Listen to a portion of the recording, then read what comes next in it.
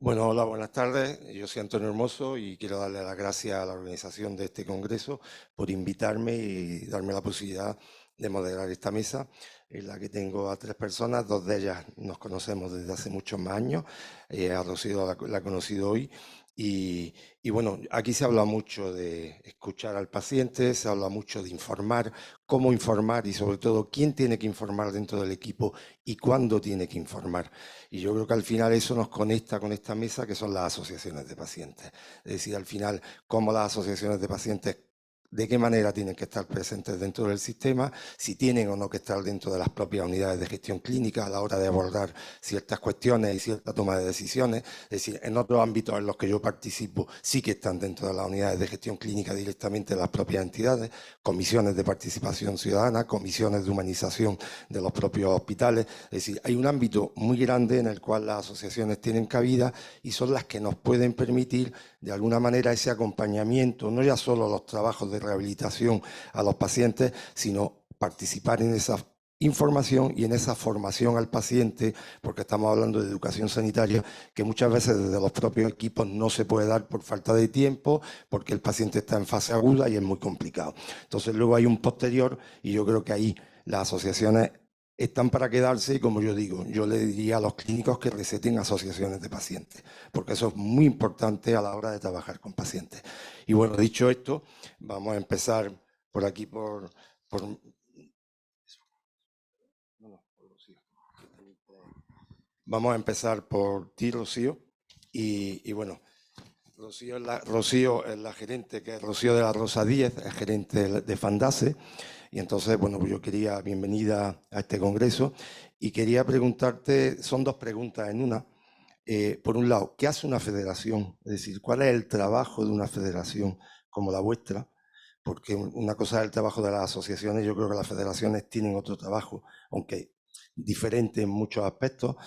Y luego, de alguna manera, conectarlo directamente con la gestión, es decir, con lo que es la profesionalización de las propias entidades y de las propias federaciones. Es decir, te lanzo esa pregunta y que, bueno, nos hables un poco de estos aspectos. Hola, buenas tardes. Muchas gracias por haberme invitado. Eh, Como persona que gestiona una federación, quiero poner en valor la importancia del movimiento asociativo que esté bien organizado. Las asociaciones suelen ser locales o provinciales y es verdad que suele haber distinción según el sitio en el que estén. Nos hemos dado cuenta que en todo lo que se desarrolla hay diferencia territorial, las entidades nuestras no son una excepción.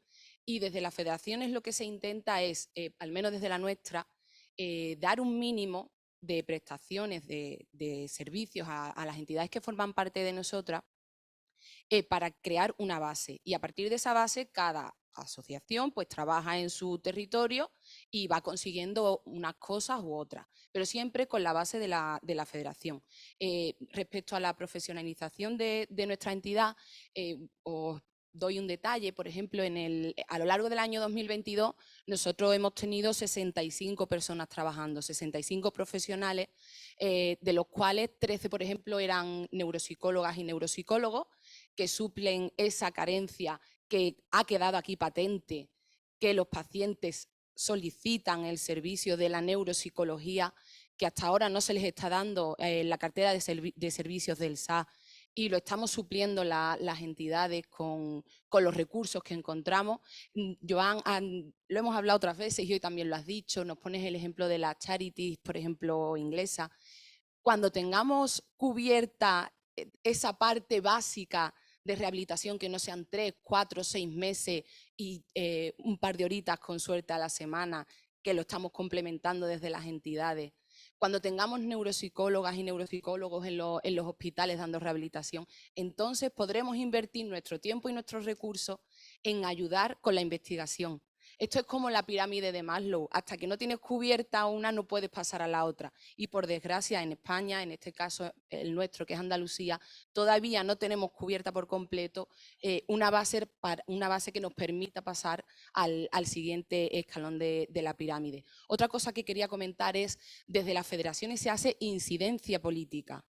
tenemos una importante proyección a la hora de participar en las políticas públicas, tanto sociales como sanitarias. Y es muy necesario que se tenga al paciente en cuenta, y esto se hace a través de las federaciones, porque nos organizamos de forma que se nos puede escuchar y se nos puede tener en cuenta.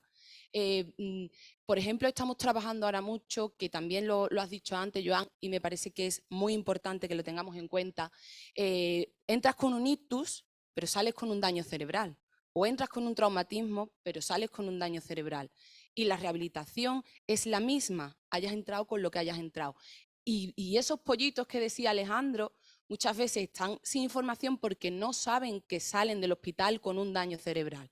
Y no saben que existen entidades que les pueden ayudar y que les pueden cubrir en parte ese vacío que está formada por familias, que ya lo contarán ellas, que son asociaciones, que han pasado por eso y saben cómo se sienten y le pueden tender esa mano que no te puede entender quizás un médico o un profesional porque no lo han vivido, no se han visto en ese páramo.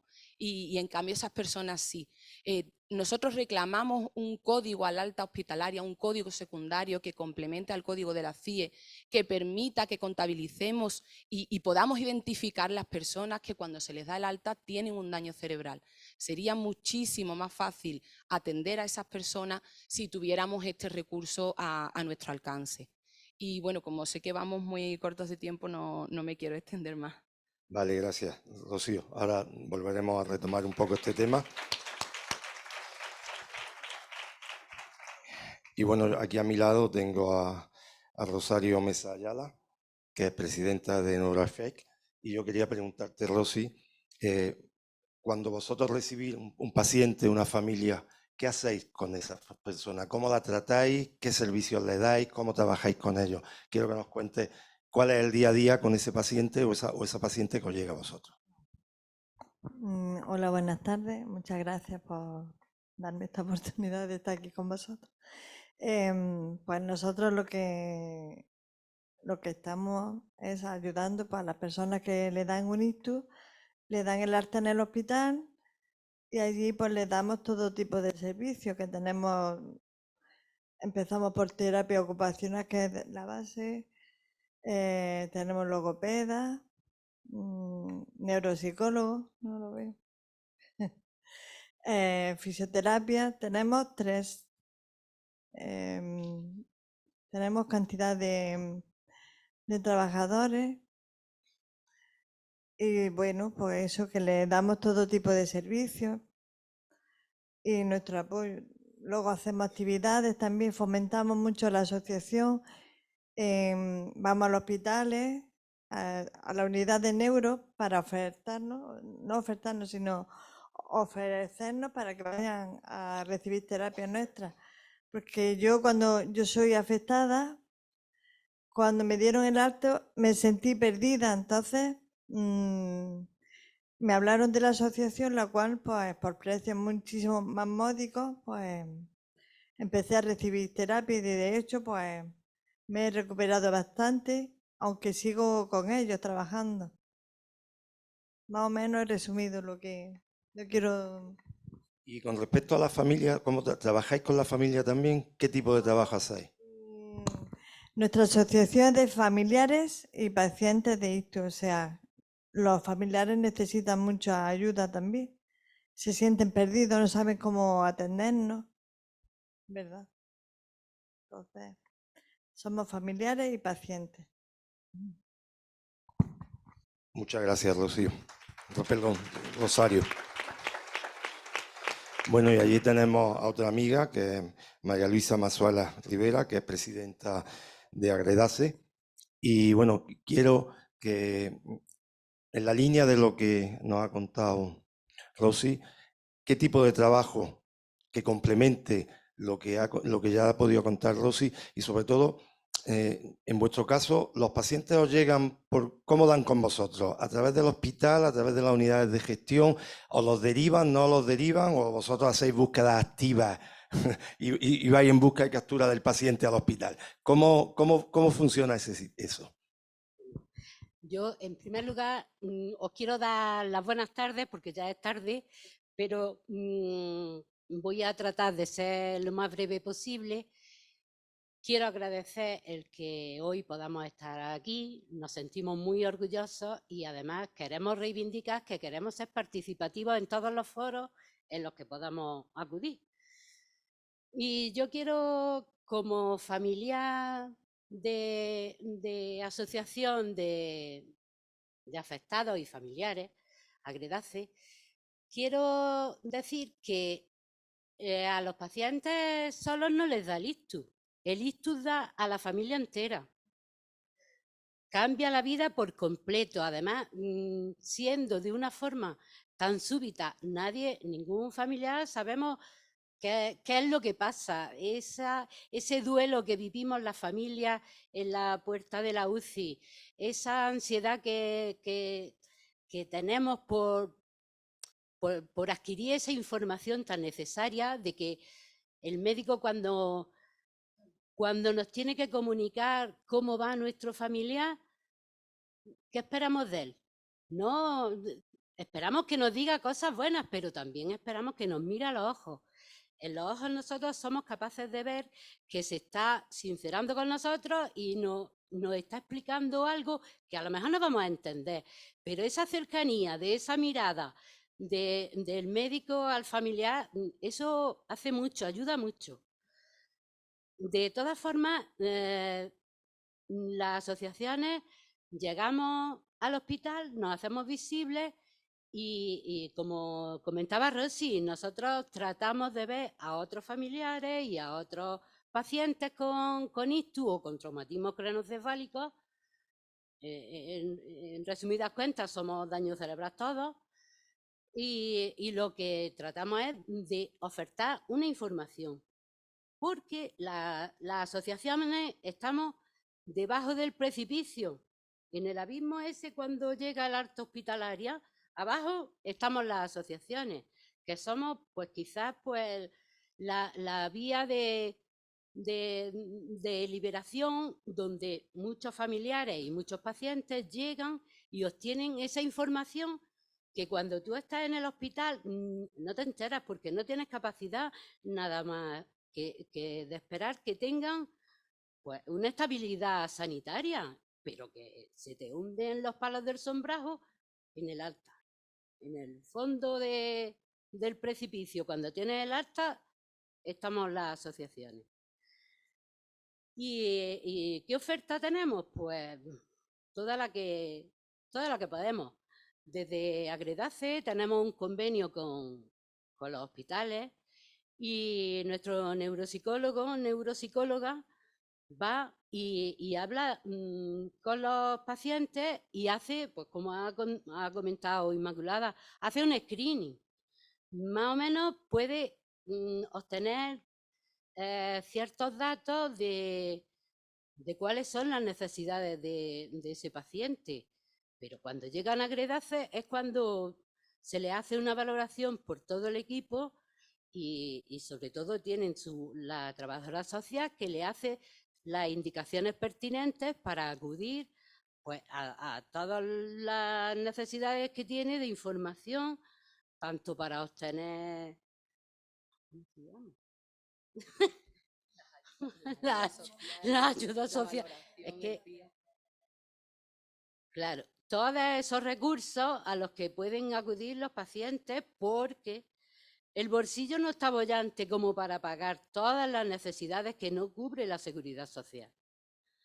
Yo ya me he perdido, yo estoy hablando mucho y no sé ya por dónde voy. Pues ahora me ha preguntado otra cosa, Antonio. Bueno, yo me quedo con una cosa que has dicho tú, que es que cuando un ictus llega a una casa, no llega solo a una persona, llega a una familia. Es decir, eso es muy importante que se tenga en cuenta a la hora de poner recursos encima de la mesa para trabajar con la familia, porque no hay que trabajar, los clínicos trabajáis con los pacientes, la rehabilitación, todo ese proceso, y luego está el tema familiar y la figura de la cuidadora, fundamentalmente. Y luego, efectivamente, ahí no sabemos cómo ayudar y además luego quién cuida a esa cuidadora. Es decir, es uno de los temas más importantes y en este tipo de asociaciones, evidentemente, trabajáis con la familia porque os dais cuenta bueno, y porque lo viví en lo personal, que eso es algo bastante importante. Yo os quería preguntar, y si quieres empiezo por ti misma, porque queremos hablar un poco de la profesionalización, pero antes, ya sabemos lo que hacéis las asociaciones y bueno, de cara a futuro, ¿qué demandas tenéis de cara a la administración, en este caso administración sanitaria, a lo que pasa al SA, a los hospitales? Es decir, ¿qué necesitáis para poder trabajar con más comodidad y con más recursos? ¿De qué manera os puede apoyar? No apoyo moral, apoyo explícito por parte de del propio sistema. Pues nosotros lo que realmente necesitamos un local más grande porque tenemos mucha demanda de pacientes y para poder atenderlos que se nos ha quedado súper chico. Eso es lo primero. ¿Verdad? Lo cual es muy importante. Ese es un problema de muchas asociaciones de pacientes que no tienen un espacio físico acorde a las necesidades y al trabajo que desarrollan con los pacientes, haciendo un trabajo sociosanitario muy importante. Yo a ti, Rocío, quería preguntarte concretamente por el tema de la profesionalización de las entidades sin ánimo de lucro. ¿Cómo ves ese proceso que yo creo que es imparable, unido al proceso de digitalización de las propias entidades? Bueno, en nuestro caso somos una entidad altamente profesionalizada, sobre todo siendo una federación que no prestamos atención directa en sí, sino que nos dedicamos más a la parte de gestión y apoyo a nuestras entidades federadas, porque sí que damos un fuerte apoyo a las entidades que forman parte de la federación. Pero la profesionalización es absolutamente necesaria. No entendemos, ojalá, de verdad, ojalá pudiéramos quedar solo para ir a dar paseos los fines de semana, pero existen tantas necesidades que las familias tuvieron que impulsar la profesionalización de las entidades para que se pudiera atender tanto a las personas afectadas como a las propias familias. No se entiende hoy en día una entidad de pacientes sin que haya profesionales detrás que los respalden, sobre todo teniendo en cuenta que faltan en la sanidad pública perfiles profesionales que son muy necesarios y los estamos cubriendo nosotros. Perfecto, muchas gracias. Yo hoy añadiría el trabajo de las trabajadoras sociales dentro de las propias entidades, sí, ya a nivel más local, que son las que ayudan a profesionalizar y de manera que la gestión sea independiente de las juntas directivas, que al final somos voluntarios. Hablas con una. Claro, Soy trabajadora social y por supuesto, la base de una entidad, porque además sabemos que los recursos se gestionan, hay una parte del trabajo social que se dedica a gestionar los recursos y a buscarlos, y es una figura esencial en las entidades. Marisa, yo quería, bueno, un poco en la línea de lo de Rosy, ella ha hablado, necesitamos un local más grande, evidentemente ese es un problema que tenemos muchas entidades o que tenéis, pero yo te quería preguntar, de cara a necesidades que os pueda, de alguna manera, el propio sistema sanitario decir, ¿qué muros te encuentras a la hora de cosas que diría, bueno, esto es que no, si lo hicieran de otra manera nos facilitarían el trabajo a nosotros y podríamos trabajar mejor con los pacientes? ¿Tú qué echas de menos realmente dentro del propio sistema sanitario para poder trabajar con más soltura? Y no ya solo vuestros profesionales, sino vosotros como personas afectadas, porque sois familia, en este caso tú, para poder trabajar con los pacientes incluso dentro del hospital. ¿Qué necesidades, de qué manera te puede apoyar un hospital para tú poder desarrollar tu trabajo? Bueno, si nosotros tenemos firmado un convenio por el que podemos acudir al hospital y dar información y eso bien. Pero yo pienso que sería muy importante que los médicos cuando tratan a los pacientes supieran y además le hicieran saber a los pacientes que existen asociaciones que pueden ayudarles a superar por las carencias que tienen. La recuperación es importantísima. Entonces, si durante recién dado el alta, si hay personas que tuvieran factible el poder acudir a la asociación, que de forma inmediata tuvieran una rehabilitación intensiva, yo sé que en el hospital se da la rehabilitación necesaria, pero de forma intensiva, pues nosotros estaríamos dispuestos a llevar hoy se me va. Bueno, sería una experiencia piloto que ayudaría a superar muchas secuelas de forma totalmente inmediata. aunque no hay por qué tener miedo de que pasado un mes, 3 meses, un año, 2 años, no se puedan conseguir logros. Tienes toda la vida para conseguir logros. Las metas te las tienes que marcar tú. La familia tiene que ser consciente de que la terapia que recibe su familiar tiene que estar suplementada por la que recibe en su casa, o tener una especie de guión de cómo se tienen que ir pues adaptando a todas las habilidades que han perdido, porque aquí en definitiva lo importante y lo necesario es conseguir la mayor autonomía posible. Espacio tenemos, y más que queremos conseguir, porque somos luchadores. También te quiero poner en valor la profesionalidad de nuestros... A lo mejor que lo diga Irene. Ah, bueno, ahora le pregunta a ella. Pues sí, porque mira, es que el trato es familiar, pero además la forma por la que se desviven por querer superar pues todas las expectativas que se tienen, no solamente a nivel de atención terapéutica, sino cómo trabajan y cómo participan en investigación con la Universidad de Granada en distintos congresos, con ponencias. En fin, que estamos muy orgullosos de nuestros profesionales que hacen mucho fuera de su horario laboral y con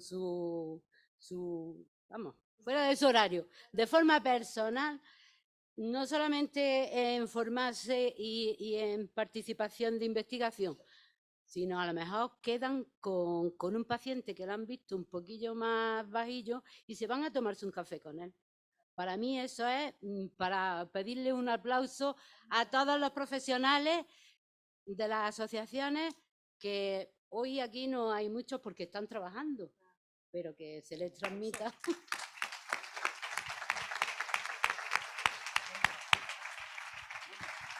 Bueno, yo al hilo de la profesionalización, porque ahora una cosa es una federación que está en otro ámbito, pero a nivel de asociaciones yo creo que Irene, que está ahí sentada, Irene Carmona, es la gerente de tu asociación. Y es tu hija, de Agredase, y es tu hija. Yo me gustaría preguntarle cómo es el día a día en la gestión, es decir, cómo se hace la gestión en una asociación que trabaja directamente con los pacientes para que, entre otras cosas, por ejemplo, cuando hay un recambio en juntas directivas, que se suele pasar mucho, que las asociaciones pierden mucho cuando cambian las juntas directivas, porque cada presidente y presidenta marca su impronta, y el hecho de la profesionalización hace que la entidad y la gestión siga funcionando. Que nos cuentes un poquito brevemente ese trabajo que desde una gerencia hacéis. Bueno, el trabajo en concreto con la junta directiva, es verdad que nosotros tenemos una continuidad muy importante, pero también es muy importante cuando ya tiene una trayectoria de años. Nosotros este año cumplimos 20 años como asociación, pues intenta hacer trabajo de reglamentos de régimen interno que fijen bien, que al final es una manera de hacer tu trabajo con calidad, de fijar bien plan estratégico, reglamentos de régimen interno, documentos que se trabajan con la junta directiva y con toda la totalidad de la asociación, y que hacen que si hay cambios políticos dentro de la asociación, cambia la junta directiva, se amortigue lo más posible y tú puedas seguir trabajando de una manera ininterrumpida y sin que tengas grandes cambios en la manera de afrontar el trabajo. Eso es una parte de la labor que tenemos las asociaciones. Otra parte es pues, el día a día, que ya es bastante duro. Nosotros, por ejemplo, ahora mismo estamos atendiendo a 110 personas a la semana. Cada uno de esas 110 personas son personas diferentes con sus problemáticas. Pues bueno, estamos 27 profesionales trabajando ahora mismo en la asociación. Pues nos dividimos para ir realmente apagando fuego la mayoría de las veces. Respecto, le preguntaste a Marisa si quiere que te lo conteste, cómo nos conocen. Pues, por ejemplo, nosotros habitualmente la mitad de la gente que llega a la asociación viene por el boca a boca. Un vecino que estuvo, un amigo, mi primo. Un 23% vienen de los hospitales o bien recomendados por los propios profesionales o bien por este programa que hemos comentado de voluntariado de información y apoyo a familias en hospitales. Y el resto, pues, internet, ya que usan más internet, algún reportaje en el periódico, etcétera. Perfecto, muchas gracias, Irene. Bueno, como vosotros. sé que vamos muy mal de tiempo, yo solamente quería decir que, bueno, quedarnos un poco con la idea de la importancia que tienen las asociaciones de pacientes, en este caso, en el daño cerebral y en lo que es el ictus, porque, bueno, el trabajo que hacéis, la cantidad de profesionales que aportáis, y además me consta, porque en mi caso es igual, encima las juntas directivas se tienen que tirar a la calle a buscar recursos económicos para poder pagar a esos profesionales, porque la administración muchas veces está ausente en estos temas. Y presentas proyectos, muchas veces no te los aprueban o te disminuyen las cantidades mucho y siempre estamos hasta vendiendo loterías para poder tener recursos. En vez de dedicarnos a otras cosas, creo que mucho más interesantes y mucho más importantes. Entonces, poner en valor eso que las propias asociaciones estáis haciendo, la importancia que tiene la gestión en las entidades como las vuestras, que esté profesionalizada y en manos de expertos, y luego el generar esa conciencia de que el sistema sanitario tiene que estar ahí, pero no para apoyaros verbalmente. Es decir, tiene que ser el facilitador, los propios hospitales, las propias unidades de gestión clínica, para que el trabajo vuestro sea efectivo. Es decir, el 50% llega por boca a boca.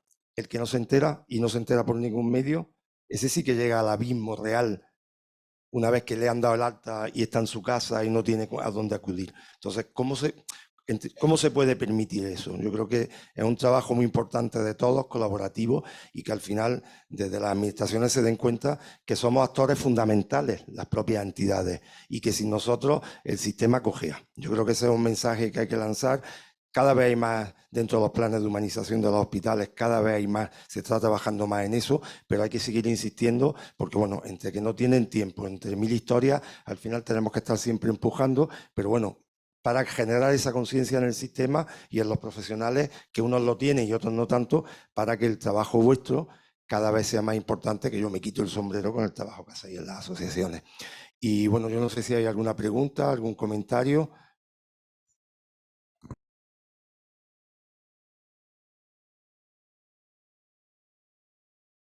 Sí, yo quería hacer un comentario porque se ha dicho, y no me gustaría que se han tratado todas las vertientes, hemos hecho creo que un panel precioso, pero se ha dicho, y lo ha dicho José Manuel Moscoso, para obtener de verdad el grado de minusvalía y el grado de dependencia, 2 años, ¿de verdad?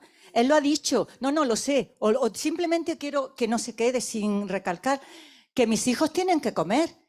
Parece mentira que tengamos esa separación tan trágica entre la sanidad y sociosanitario. Cuando con un informe inicial, salida del hospital, del médico rehabilitador, en el que dijera esta persona tiene una hemiplegia de estas características con esta, ya está la dependencia, la mayor dependencia en ese segundo, que luego se recupera magnífico, que den grados de minusvalía temporal, que sea inmediata con el informe de alta y luego que lo evalúen en el tiempo que sea y que se la quiten si la tienen que quitar. O sea, si le damos a un enfermo una silla de ruedas y nuestra intención es quitársela y echarlo a andar, ¿por qué permitimos esto? Y yo quería aquí, con este foro, resaltar esa parcela que es muy importante, porque hemos hablado, es que no tenemos dinero, es que para colmo, el grado de minusvalía de la ley de dependencia llega 2 años después, que lo sabemos, es una barbaridad. Y con el simple informe del médico rehabilitador que habla de secuelas desde el primer día, aunque luego las secuelas vayan a desaparecer, que para eso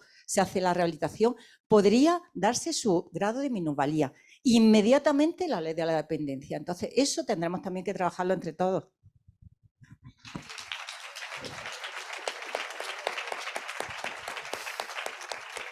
Claro, pero es que además esta problemática justo del grado de minusvalía es específica de daño cerebral, porque como es repentina y no se da en el resto de colectivos, pues no se pelea. Nos toca, señores, pelearlo a nosotros, a todos los que estamos en esto. Son 2 años y son 2 años y medio para la ley de dependencia. Cuando estamos hablando de un gran dependiente, es tremendo lo que le cae a la familia. Claro, entonces... Entonces, en estos foros donde nos toca apretar a nosotros porque es un problema en nuestro colectivo. Cuando naces con una discapacidad como que va todo más rodado y además a los niños sí que se les valora de manera preferente, pero no a nosotros. Mucho por hacer, ¿no? Bueno, pues yo ya sin más nos vamos a despedir. Os quiero dar las gracias a las tres por vuestra magnífica participación en este congreso, que creo que está funcionando bastante bien y estamos aprendiendo todos mucho. Así que muchas gracias a todos.